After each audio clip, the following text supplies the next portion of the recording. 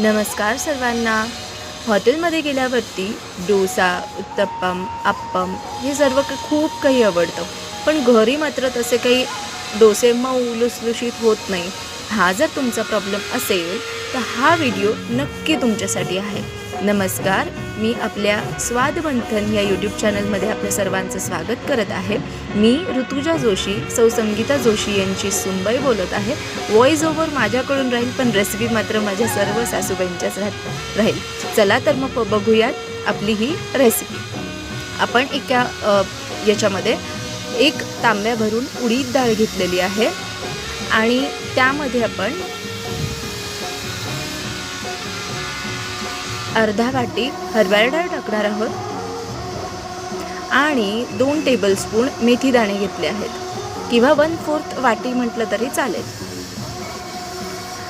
जवळपास या सगळ्याला 1.5 किलो आपण तांदूळ घेतले आहेत आणि याला स्वच्छ आपण आता धुवून घेणार आहोत।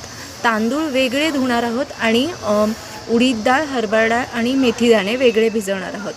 हे स्वच्छ धुवून झाल्यावर जवळजवळ 10 ते 12 तासांनी आपण ग्राइंड करण्याआधी 1 वाटी पोहे ॲड केलेत। हे सर्व थोडंसं पाणी घालून अगदी बारीक पिसून झाल्यानंतर फर्मेंट करायला ठेवायचं आहे। आणि फर्मेंट जर हिवाळा असेल तर 1-2 दिवस लागतील, पण जर उन्हाळा असेल तर एका दिवसभरात आपलं होतं फर्मेंट होतं।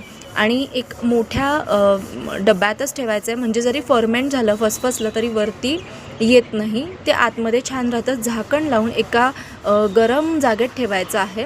तुम्ही बघू शकता व्हिडिओमध्ये अगदी विदाऊट तेल काहीही न लावता स्पॉन्जी आणि जाळीदार डोसा झालेला आहे।